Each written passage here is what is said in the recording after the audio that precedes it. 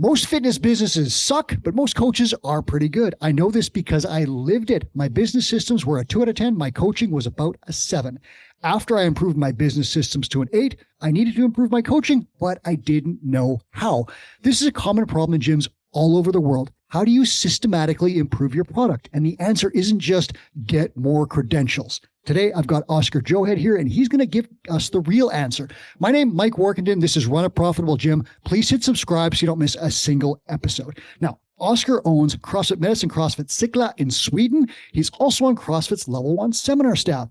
Coaching is one of his passions. His gym has more CrossFit Level 3 trainers than any other in Sweden, and maybe even in the world at this point. His gym does over $1 million in revenue just by focusing on basics and delivering amazing service. So Oskar's going to help us systematically improve coaching. Welcome, Oskar from Sweden. How are you? I'm good. Thank you, Mike, for that introduction. Yeah, you're very welcome. It's always a pleasure to talk to you, especially about something that you are very passionate about. So I'm going to dig in here and let's help some people fix their coaches. So talk to me about a gym's product. What is the main thing that we are selling? Coaching, like results.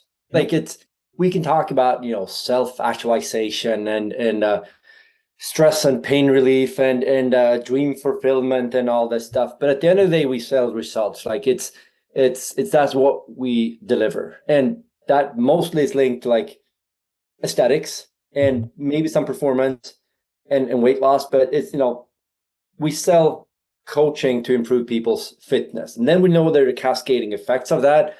That can be psychological and emotional and spiritual for that matter. But at the end of the day, I think we sell coaching. And some people might talk about, the care and empathy and compassion, sure. But honestly, I think if someone's yelling at me, and called me weird names, but still got me really close to my results, I'd probably take that. So I think coaching is about giving people results. You sell, as a gym owner, results that are generated through coaching. You don't sell community. You don't sell clean bathrooms. You don't sell reverse hypers and cool air bikes and all that stuff. That stuff can be in your gym, but you don't sell it. You are selling results through coaching. So think about that. Some people, I made this mistake. I thought I was selling community. I'm not. I'm selling results. So Oskar, when is it time to focus on a gym's product? Like I focused it on at the wrong time when I was losing $5,000 a month. And I'm like, I'll improve my coaching and everything will get better. That didn't happen. So when should a gym focus on coaching? Well, I think it kind of depends. See, two things come to my mind. One is obviously if you are the owner that runs the gym by yourself, and now you're going to start offloading some of the tasks to your team, then probably you should start focusing on coaching before you fully step away from the dance floor, because there's going to be a pretty big discrepancy between the care and the quality of coaching from the owner, and when you start filtering in part-time trainers or even full-time trainers. So in order to make sure that transition is as smooth as possible, you probably have to start doing that before there's like, hey, the owner coaches, the Friday evening class, and then Monday comes a complete newbie, and it's going to be a huge discrepancy of the product. It's going to be unfortunate. It's going to be, a necessary hole to dig yourself out of. But from a more general perspective, I think that it is the product that we sell, but you should probably focus more on that, like right before it is no longer your strongest spinning plate. You obviously want to make your coaching better, your product better. Be also better at sales. You need to be better at marketing, better at, average staff development. You need to be better at managing your time. You need to be better at, building relationships, taking care of yourself, like retention, all that stuff, right? So there's so many things that we could potentially focus on, but since it is the number one product, it's the one thing we sell. So when you think that your sales is better, like objectively, then probably you need to focus on that. Because at the end of the day, at least according to me and what I've seen over the years, it is the product. Like you coach people to get results, and it doesn't really matter how nice the bathrooms are. People will not sign up if the bathrooms are dirty. We know that for sure, and all the other things. But at the end of the day, people want results. So when something gets better, when something gets notably better, then I think that it's time to like maybe start focusing on that. And to your point, like if we go back 10 years or so, coaching was pretty decent around, because a lot of, at least the Spice Summit CrossFit space, the owners were pretty excited about coaching. They got really good, maybe, 7, maybe an 8, maybe even 9 out of 10, but they didn't really focus on the business. And, when the heydays of CrossFit were kind of over, in a sense, you had to focus the business stuff. And now a lot of people fix the business stuff with, from the resources and what we can provide in Two Brain. So the operations of the business, the behind the scenes, so to say, might be, 6, 7, and 8. But now the product is not there anymore. And then it doesn't really matter how good your sales if you're losing people, because once again, results are going to give retention. That's going to bring a thriving community, because people are fit, people are happy, people get results, but the product is really important. So I'd say make sure, like, right before something gets better is probably when you should focus on the product. Yeah. And I can name, maybe off the top of my head, a dozen amazing coaches. These were top level coaches who don't coach anymore because their businesses were bad, just like mine was bad. They're gone. So the coaching space has lost these like leading lights, and these were great trainers because they were able to run a business. So what Chris Cooper's talked about is that passionate coaches, we want to coach people, and we kind of end up opening gyms on the side often. So the coaching's pretty good, but the business aspect is horrific. Once you get the business plate that's wobbling to spin really nicely, then you start looking over at your coaching. You're like, I haven't addressed that in a while. Now it's time to get it. So I'd say, in agreement with you, Oskar, when your business is stable and things are going pretty well on the other side, meaning your operations are good, your staffing's good, your systems, business, sales, marketing, retention, all that stuff is going pretty well, start looking at your product again. Then you can really focus on that, because if your product is great, your business systems suck, you can go out of business. That will happen. So let's talk about this now. What is, like, you're looking to improve your product. What are the first steps to doing so? Like, how do you ensure that this process is simple, focused and effective? Because a lot of people are just like, we need to make our coaching better. Try harder and maybe get another credential. Like, that's not the answer. What is? Get an awesome business partner that takes care of a lot of the hiring. Because I think, like, you can avoid a lot of problems by hiring the right people. Okay. Right. And in my case, Carl, we've been doing this together now for 10 years.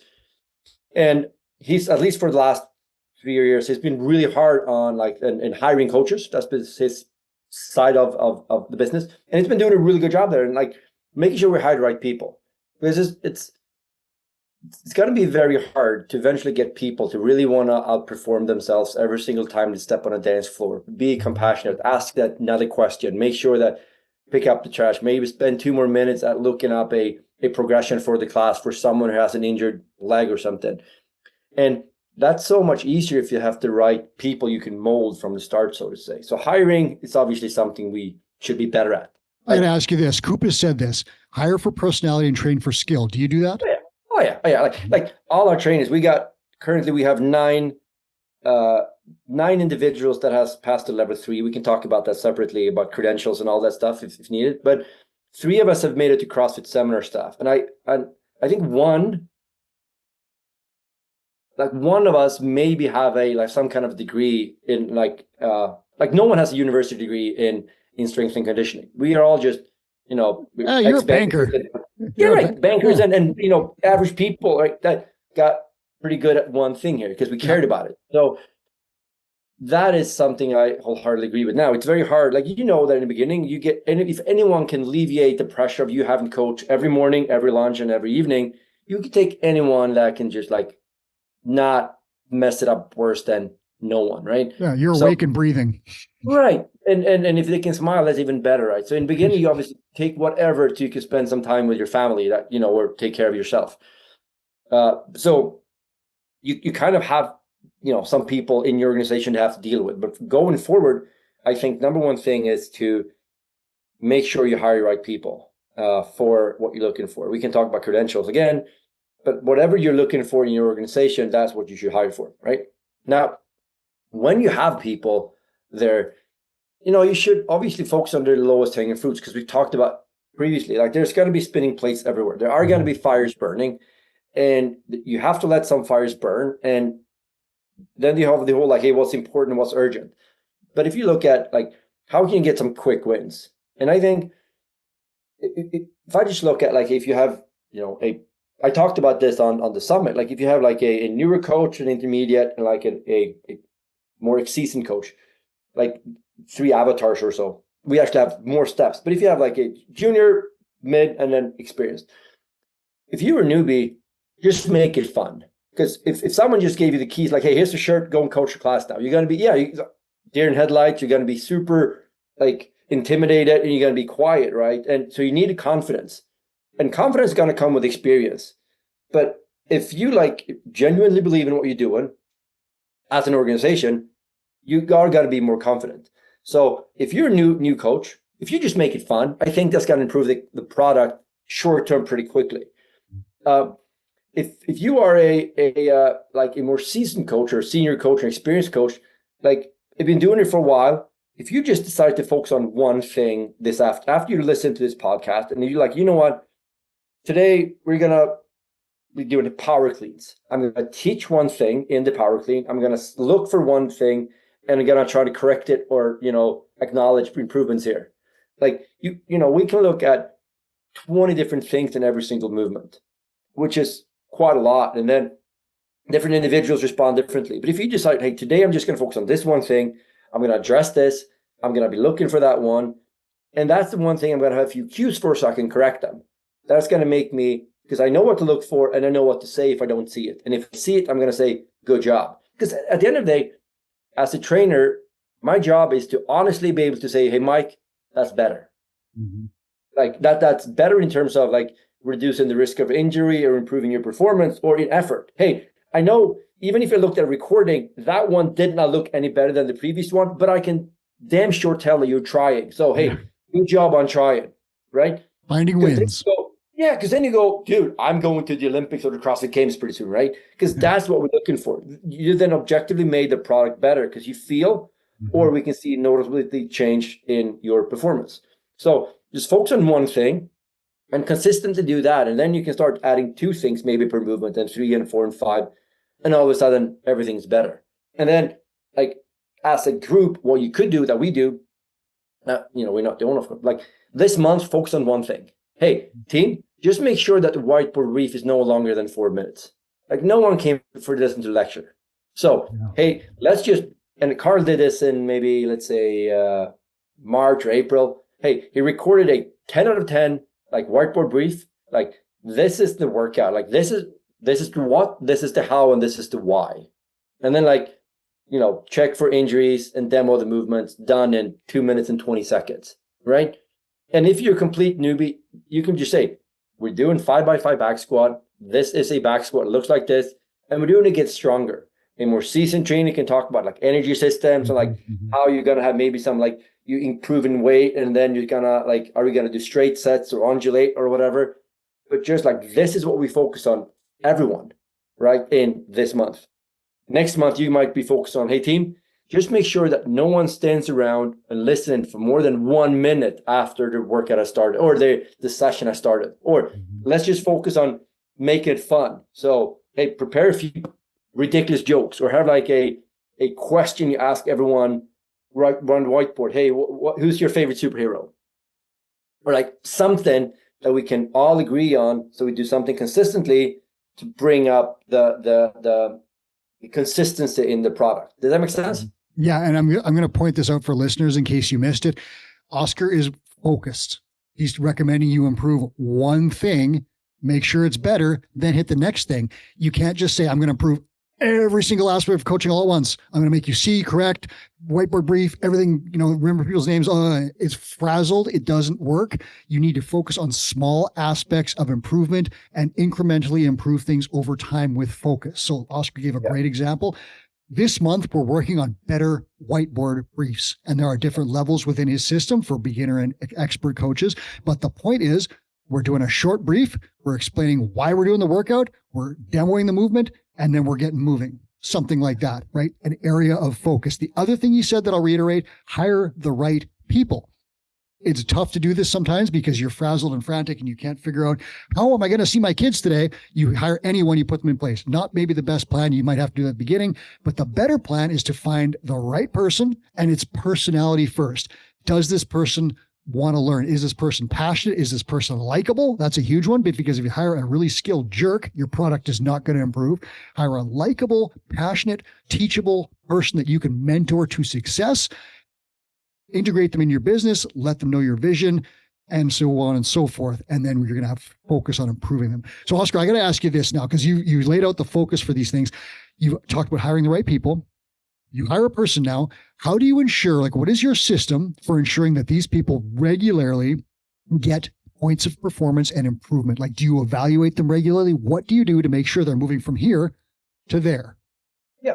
So we've laid out a pretty extensive coach's journey that starts well before someone becomes a coach. So before you put on your coach's shirt, you have gone through our internal training, which is, we call it like coach basic training, where you look, in our case, at some material from the level 1, some level 2 stuff, some it's an advanced version of the advanced theory course that most people run in TubeBrain. So we kind of mix a bit of we've actually made an online course. So we have like modules, so they can just log in and they can answer some questions about like, wow, what we do. Yeah.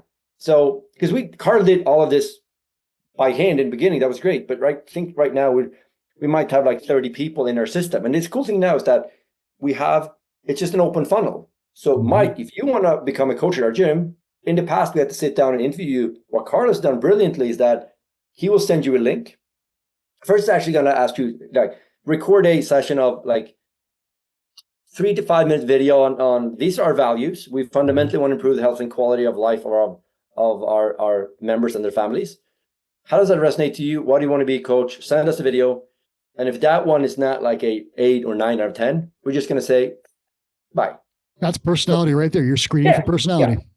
Yeah. And everybody could make something up, but that's perfectly fine. But then we send you a link. You start going through some modules on what we believe is fundamental, basic understanding of CrossFit. If you are a strength and conditioning coach that don't have CrossFit, or if you're a member that coming up through the ranks, you might know the application of CrossFit because you've been a member of ours, but you don't really understand the theory behind it.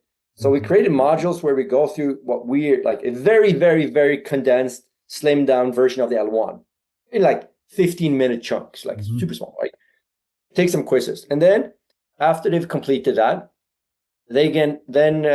we sit in. So if you might be coaching and I have a newbie coach, we'll sit in and watching you run a class. And I will explain to that person what you're doing and what you're doing well, and maybe what you aren't doing so well, what you should be doing. And then after maybe 1 or 2 times, we then make sure that, that the newbie coach might be doing the general warm-up. And then they're walking right by you. So we gradually increase, if they're doing well, the responsibility they can take. So then a more seasoned trainer, there used to be Carl, and he was just not burned out, but he was all over the place doing this. So if you're a seasoned trainer at our gym, you can then mentor someone here, and then they might start doing, the general warm up a few times. And when that's good enough, based on our criteria that we've written out, and you've given feedback after each session. Hey, you were moving well, you got to be louder. Like, you need to make it fun, use more names. But the thing you got feedback on the last time, that was a huge improvement. Now you need to make sure you mention it by name, and you can't be quiet. So, and then if I coach that person next time, I know that feedback. So, hey, I heard you aced the first part, but today you're going to focus on names and be louder. Do you have a strategy for that? I'm like, yes, cool. And then I give feedback on that, and when they pass the basics, they maybe get to next step, which means by the specific thing, and then the full workout, and then they do the entire session. And then when that is good enough, they then have the right to become a coach. In our case, they have to have the level 1 as well. And then we can put them out on the dance floor. What we saw in the spring, because we onboarded quite a few new clients or coaches, is that it's very important for us to start on time and finish on time, right? Because our members are very, very, they're busy. So for us, that's a promise we've made. Like, I know gyms that's more fluent, so to say, I can't stand it. no, hey, and I understand, but that's our promise. And some coaches, Yep. that's fine.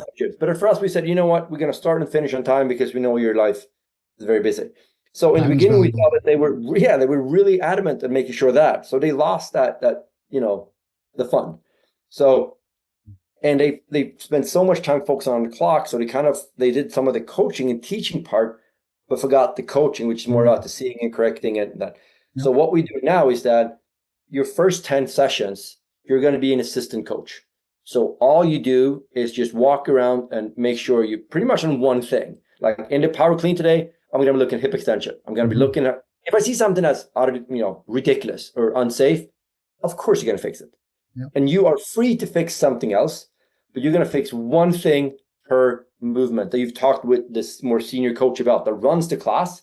And you're just going to run around as an assistant coach and see and correct. So you get really comfortable at walking up to someone, hey, Mike, shoulders back. Good job. Thank you. No, that's not the shoulders. That's your knees. Shoulders are lit, right? Yeah.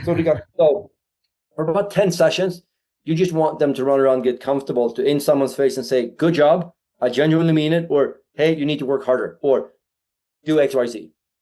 And then maybe after 10 sessions, they then can run the class by themselves. Then that's when they're like, now starts the fun part. Now is we are probably going to do weekly evaluations with them. Wait, so you don't just cut your new coaches loose in the gym and never evaluate them ever again? Because I did that. Well, that would have never happened in the past ever at our gym.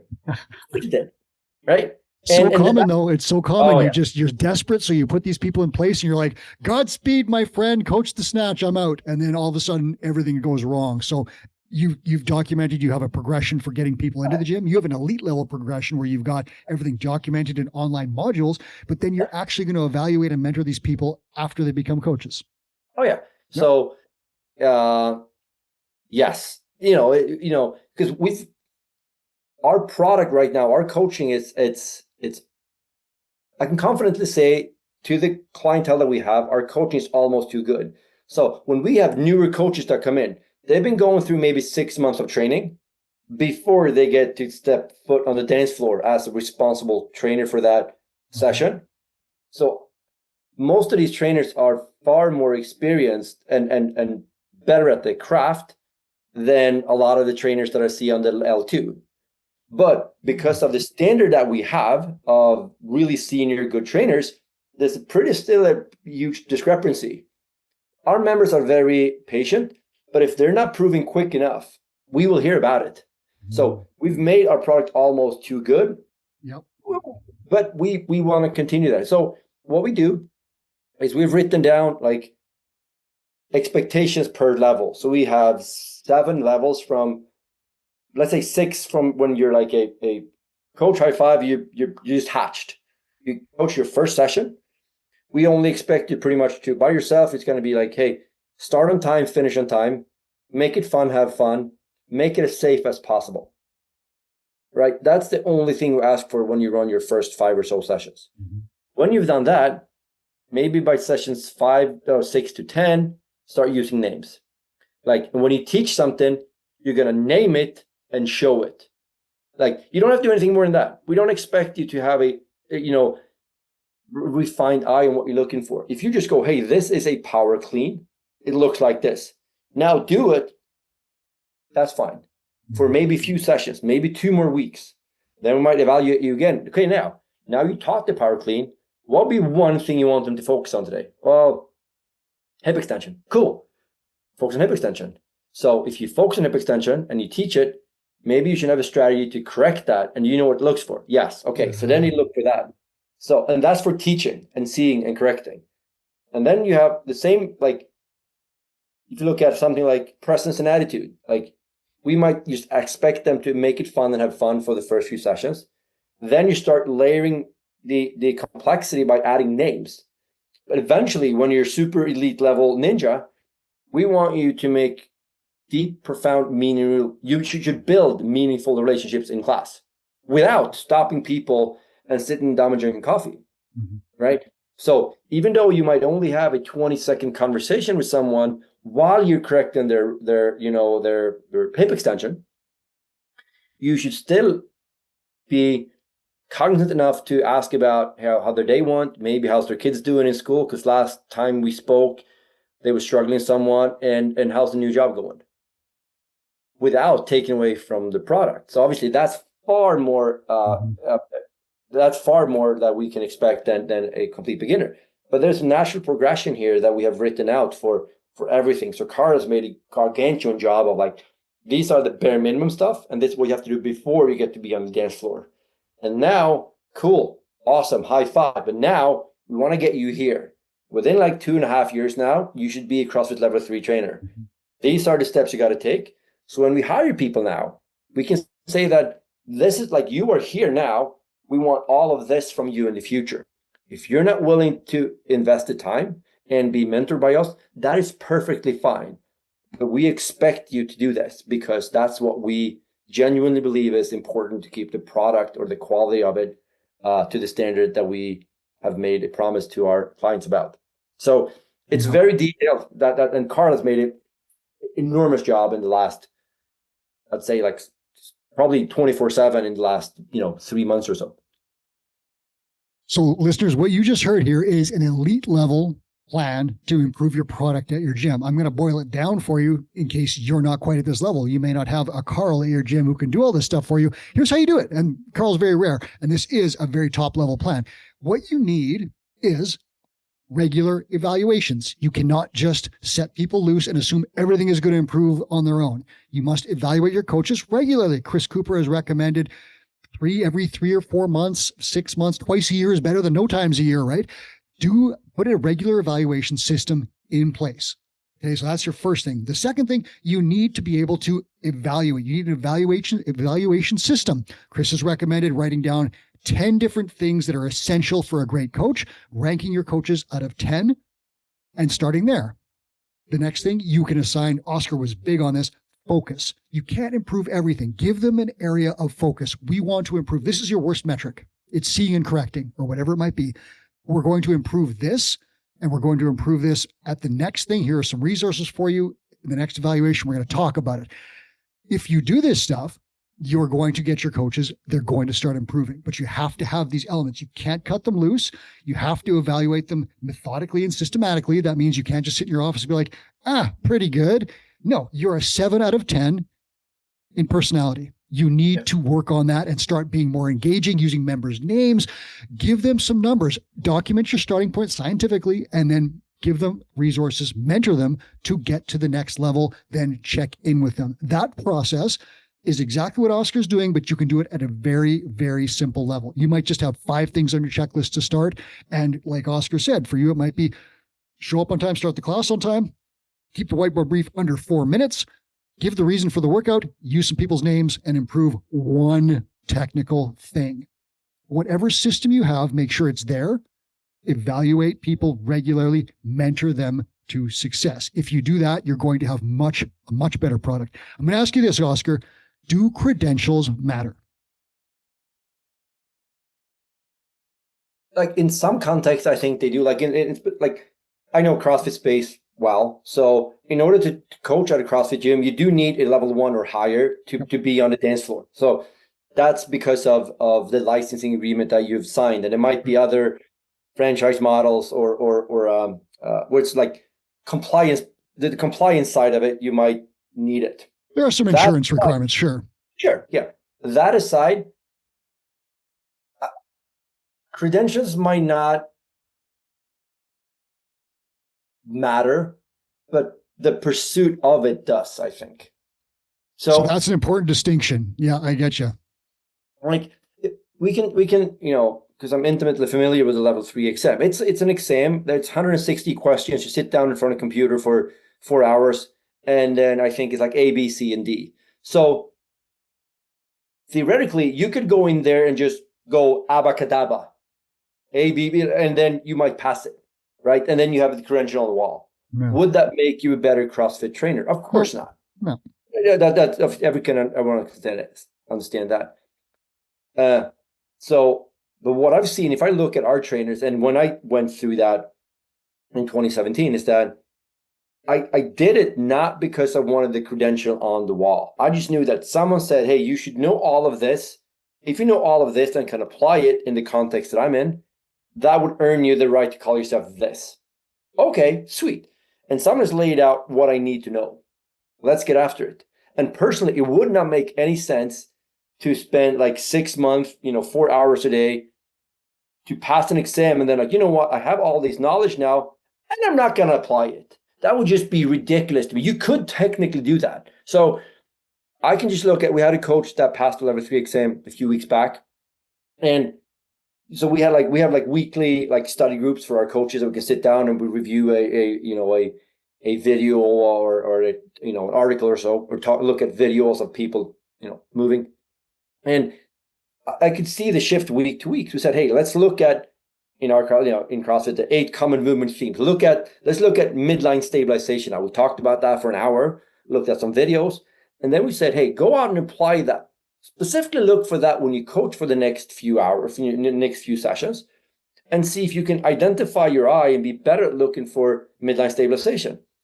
Oddly enough, they get better at that. And then you keep doing that for every single thing. Like, they read about the zone because that's a part of the test. So they went on the zone diet for 3 days just to refine their eye and calibrate the stuff to apply it, right? So like you would be a complete idiot if you did not apply the knowledge that someone is handing you. If you take the time to go through a certification, regardless if that's weightlifting, gymnastics or nutrition or mindset or whatever.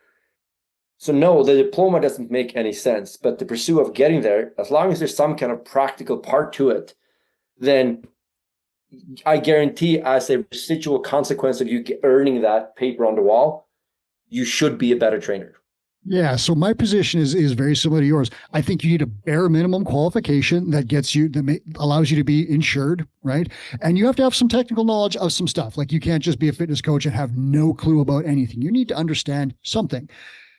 And in addition to that, you need to have a desire to improve your craft. Now, whatever that might be, because here's the thing.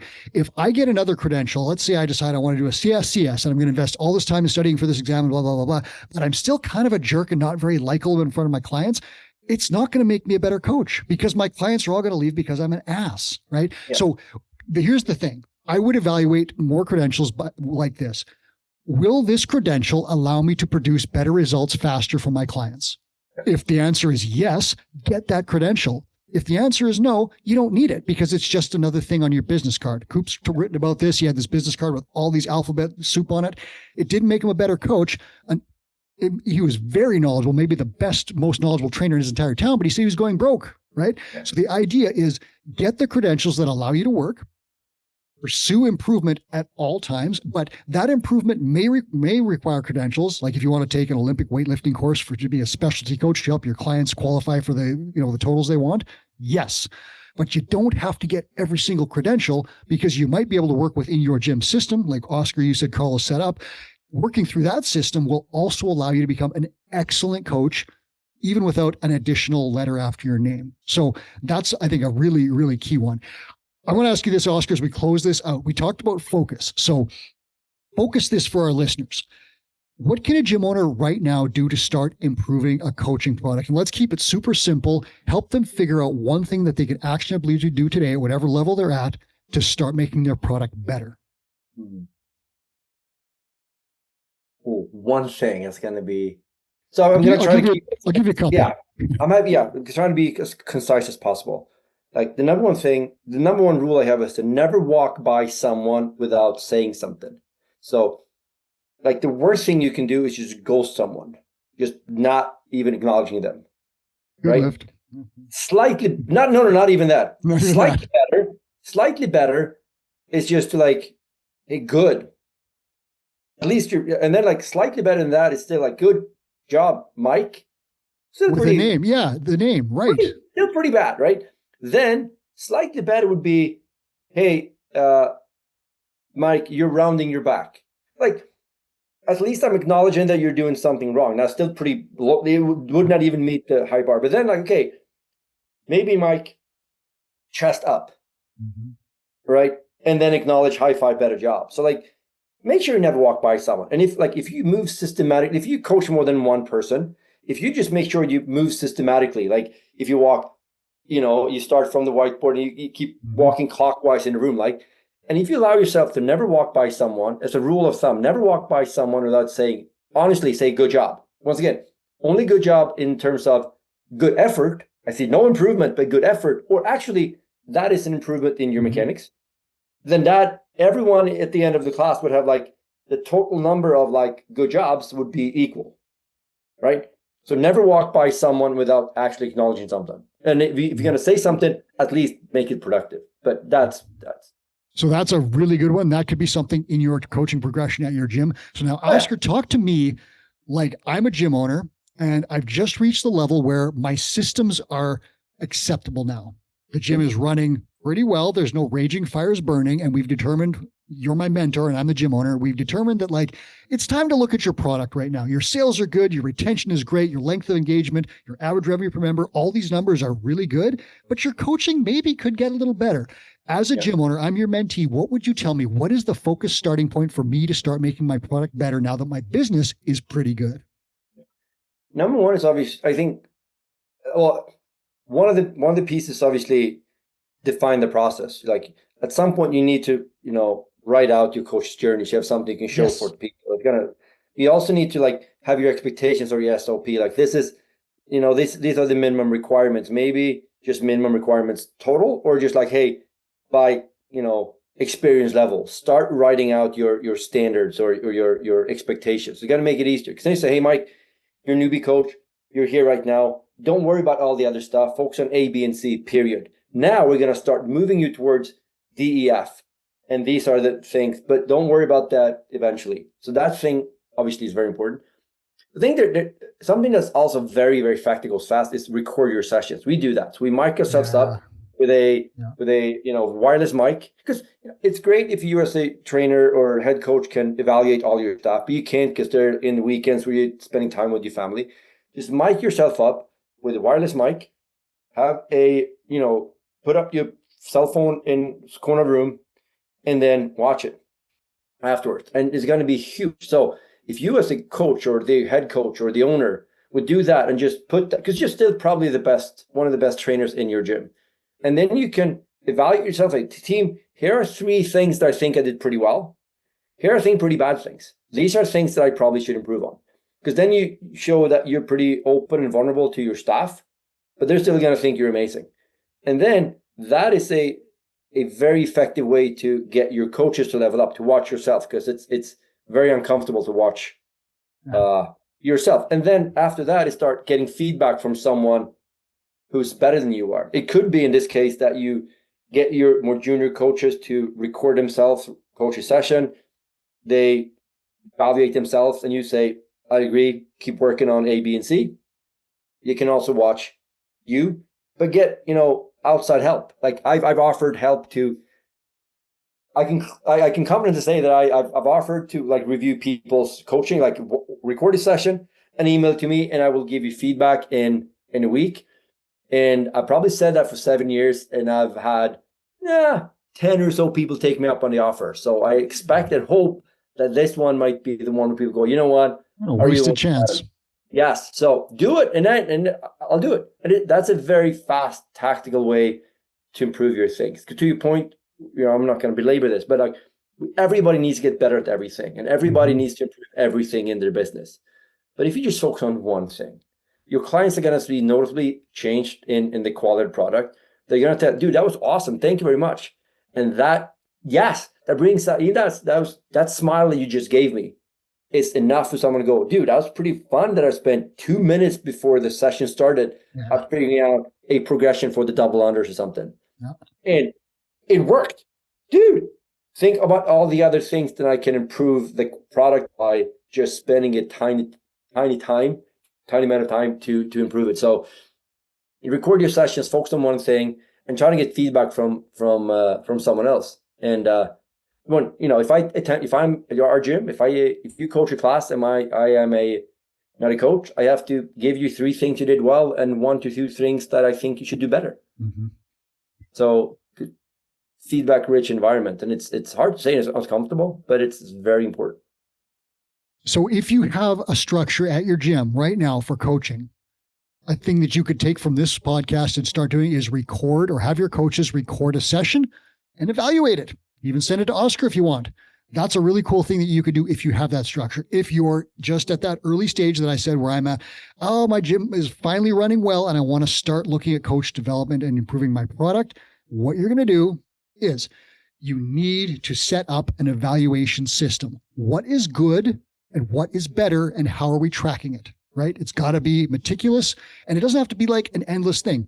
Chris Cooper, 10 things essential for a coach, rate them out of 10. The second thing that I would recommend you do, set up that career journey. Exactly what Oskar said. What is the progression of a coach through your gym? And that doesn't have to be a million items either. It's like apprentice, intern program, whatever it is, and then low level, intermediate, expert level, whatever those things are. If you do that, you're going to be well on your way. And the final thing I'll say, whatever stage you're at, regular evaluations are essential. If you just set it and forget it, it's going to burn down in the background while you're doing other stuff. You must do this regularly. You, the owner, the CEO, do not have to do this yourself. Someone has to do it. You could certainly delegate this role to a general manager or a head coach at some point. That is very acceptable, but someone needs to be ensuring that your coaches and your product are great. You as the CEO can assign that. Oskar, does that make sense to you? Yeah. So, and finally, one thing that I'm just going to end on, the way we do our evaluations now is that, like, if you are the coach and I'm evaluating you, and I could be, to your point, the head coach, or I could just be slightly more senior than you. Honestly, I could actually be less senior than you because it's written down what I should look for. Because we agreed. That's the system. Class. Yes. And I'm just going to hold you accountable to what we agreed on you should focus on. So what we do is, you coach the class, I'm walking almost right by you. We call it like the Band-Aid approach. Yes, I like this one. I'm walking by you. It's kind of awkward the first few times, but you get around to it. Because then if you say, you're newbie coach, hey, start at time, finish on time, use names, right? If I walk by you, every time you say name, Mike, good job. You said Sarah's name, awesome. Pat on the shoulder. Feedback. Yeah. If you walk by someone and like say, good job, I'm like, good job. Oh, good job, Stephen. Good job. Right, Mike? So then we can speed up that feedback loop so much faster, right? And then you can instant feedback. And then it might be only for the warm-up. And then after 5 minutes, I alleviate the pressure by walking away because I've already made that session better. And next time we do slightly more. Maybe we extend my stay where I'm like close to you for slightly longer. And now, like if you're experienced, I will walk by you I will walk right by you and give you instant feedback all the time because I can talk in one ear and you can apply that right away in your sessions. It takes some time, but that's something that's extremely powerful. And if someone wants to get into that or send me a recording of your coaching, hit me up and I can link you up with myself or Carl, and we'd be more than willing to share how we do things. Where would they send that? So Oskar with a K. Let's do it. twobrainbusiness.com is going to be the easiest one. So Oskar with a K at twobrainbusiness.com. I don't know if Carl send it to me, and I don't know if it's Carl or Kalle, so I don't really know. Send it to me, and I will forward it to him if needed. That is a huge bonus for podcast listeners if you want Oskar to take a look at your coaching. Oskar interrupted his vacation to talk to me this morning and his afternoon, so I want to thank you for doing that, Oskar. This has been super great. You've given people a ton of stuff where they can use to improve their product at their business. Thank you. Thank you, my friend. This is Oskar Johed. My name is Mike Warkentin, and this is Run a Profitable Gym. Thank you so much for watching or listening. Please hit subscribe wherever you are.